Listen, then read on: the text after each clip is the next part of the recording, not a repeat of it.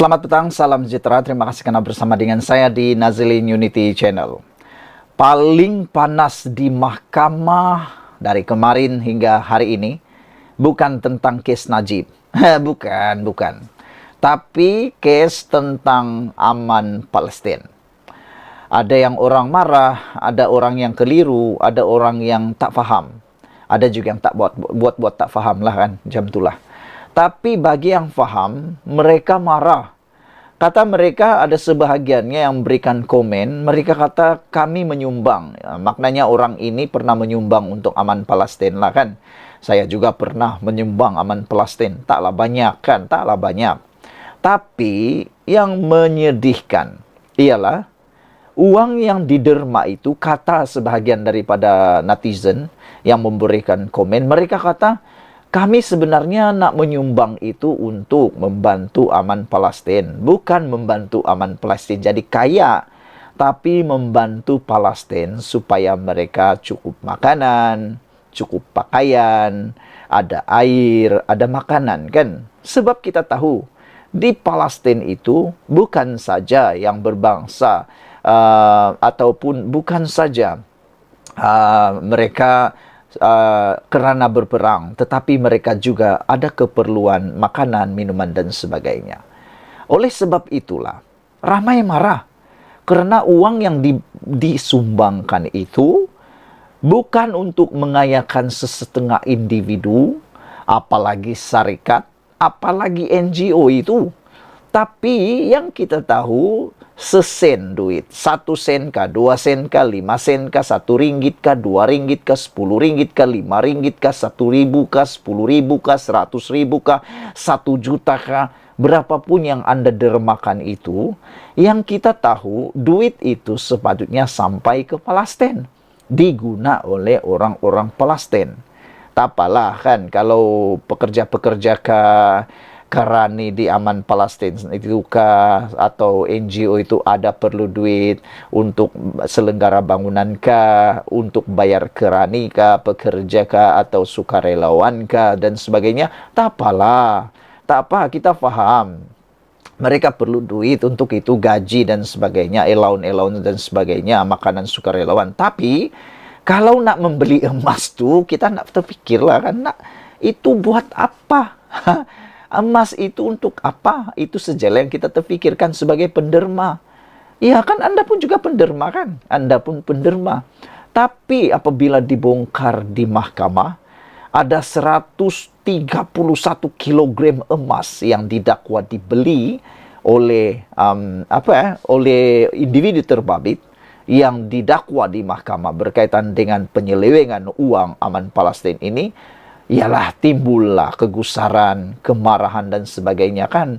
Duit yang sepatutnya sampai ke aman Palestina itu patut diguna di sana, buat rumah di sana, bagi makanan dan sebagainya. Ini lain pula jadinya. Tapi tak apalah. Yang cerita ini lebih hebat. Bayangkan saudara, lebih 2 jam. Bila saya baca berita ini, bila saya baca isu ini, saya dapat saja isu ini daripada seorang rakan. Dia yang kirim kepada saya. Dia daripada Semenanjung Malaysia. Dia kirim, saudara tolong bacakan berita ini kerana kita tak puas hati dengan perkara ini. Dan kita harap kerajaan akan siasat dan duit itu dapat diperoleh semula dan kirim semuanya kepada Palestina, kata beliau. Oleh sebab itu, saya pun tertarik dan saya bersimpati. Saya turut bersimpati dengan penderma-penderma, termasuklah saya yang pernah menderma untuk aman Palestina. Iya, lebih 2 jam. Bayangkan, lebih 2 jam baca 164 pertuduhan terhadap pengerusi eksekutif dan CEO aman Palestina. Tak pernah saya dengar sebelum ini. Tak pernah. Sepanjang saya menjadi pengulas politik, pengulas isu semasa di Malaysia, tak pernah saya dengar lebih 2 jam diambil masa oleh juru bahasa atau juru baca pendakwaan di mahkamah untuk satu-satu kes. Tapi yang ini terjadi, real. Real itu benar. Lebih 2 jam membaca 164 pertuduhan terhadap pengerusi eksekutif dan CEO aman Palestina. Jadi ada lagi orang yang kata mungkin ini adalah pendakwaan terpilih dan sebagainya. Pada pendapat saya, terpulanglah mana yang betul, mana yang salah. Tapi kalau sudah 164 pertuduhan, itu dah terlalu banyak saudara-saudara sekalian. Terlalu banyaklah, terlalu banyak. 164 pertuduhan, lebih 2 jam dibacakan terhadap pengurusi eksekutif dan CEO Aman Palestin. Pengurusi eksekutif dan CEO Aman Palestin didakwa di Mahkamah Session di sini hari ini atas 164 pertuduhan pecah amanah, menipu dan pengubahan uang haram, membabitkan dana berjumlah RM 39,5 juta. Terfikir juga lah kan, mula-mula mungkin dulu Aman Palestin ini tiada masalah, tapi kerana terlalu banyak sudah duit mungkin, ya duit ini boleh menjadikan kita lupa daratan lah, mata jadi biru, mata jadi hitam, mata jadi merah dan sebagaimana. Macam-macam lah. Kalau dulu tiada tanduk, tiba-tiba bertanduk. Macam itulah. Itulah sifat duit kalau tidak dijaga diri ini. Bagaimanapun, Abdul Zaik Abdurrahman, 58 tahun, dan Awang Sufian Awang Piut, 52 tahun, serta pengarah syarikat pelaburan, Khairuddin Muhammad Ali, 49, masing-masing mengaku tidak bersalah bagi kesemua pertuduhan selepas dibacakan di hadapan Hakim Datuk Anita Harun. Juru bahasa mengambil masa lebih 2 jam. Lucu juga nih. Saya baca nih berita bukan macam pembaca berita, sudah macam buat lawak lah pula. Sebab mana tidak lucu? 2 jam, lebih 2 jam dengar pembacaan pertuduhan ya. Mungkin masa tu orang dah mula main-main game ke apa. Mungkin dah masa tu orang dah mula menguap. Harap-harap yang tertuduh tu taklah menguap pula. 2,5 jam menunggu sampai siap noktanya. 164 pertuduhan ke atas ketiga-tiga tertuduh. Bagi kesalahan pecah amanah, Abdul Zaik dan Abdul Sufian masing-masing didakwa 52 pertuduhan sebagai pengarah syarikat Samudra Champa Sdn Berhad yang diamanahkan dengan harta milik Aman Palestin, yaitu wang berjumlah 20 juta ringgit lebih, dan melakukan pecah amanah jenayah ke atas harta itu di sebuah bank di Bandar Baru Bangi dekat sini antara 12 Mac 2018 dan 3 November 2023. Mereka didakwa mengikut Seksyen 409 Kanun Keseksaan yang boleh dipenjara minimum 2 tahun dan maksimum 20 tahun dan dengan sebat, dan bolehlah juga dikenakan denda. Bagi kesalahan menipu, Abdul Zaik dan Awang Sufian juga didakwa secara bersama-sama bagi 19 pertuduhan dengan curangnya memperdayakan lembaga pemegang amanah Aman Palestin untuk menyerahkan wang tunai berjumlah 39,150,000 kepada syarikat Samudra Champa Sdn Berhad bagi pembelian emas, sedangkan harga pembelian emas itu lebih rendah, iaitu 33,399,970, yang mana lembaga pemegang amanah Aman Palestin Berhad tidak akan menyerahkan wang itu sekiranya tidak diperdayakan sedemikian oleh mereka berdua. Jadi makna kata ada lebih kurang 5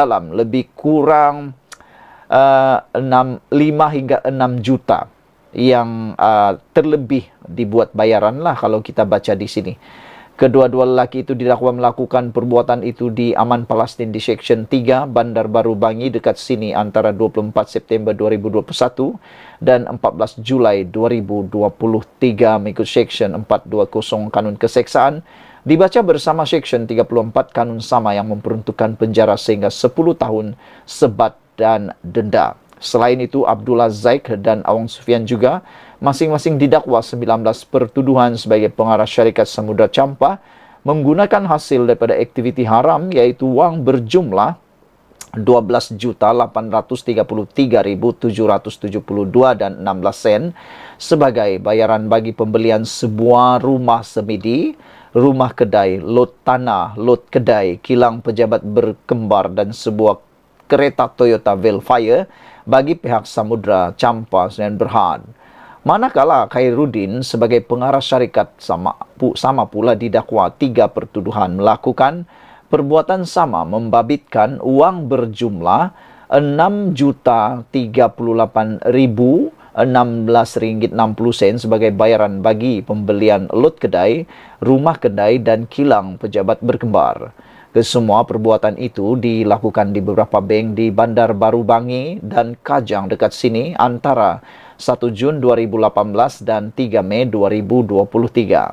Bagi kesalahan itu, mereka didakwa di bawah Seksyen 4 dalam kurungan 1 kurungan B, Akta Pencegahan Penggubahan Wang Haram, Pencegahan Pembiayaan Keganasan dan Hasil daripada Aktiviti Haram 2001 yang boleh dihukum di bawah Seksyen 4 dalam kurungan 1 dibaca bersama Seksyen 87 dalam kurungan 1, Akta sama yang memperuntukkan hukuman penjara sehingga 15 tahun, denda tidak kurang daripada 5 kali ganda jumlah atau nilai hasil daripada aktiviti haram, atau atas peralatan kesalahan itu pada masa kesalahan itu dilakukan, atau 5 juta ringgit yang mana lebih tinggi.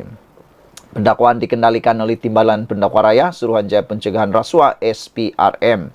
Ahmad Akram menawarkan jumlah jaminan bon 1 juta ringgit masing-masing untuk Abdullah Zaid dan Awang Sufian dengan seorang penjamin serta syarat tambahan menyerahkan pasport kepada mahkamah bagi semua pertuduhan.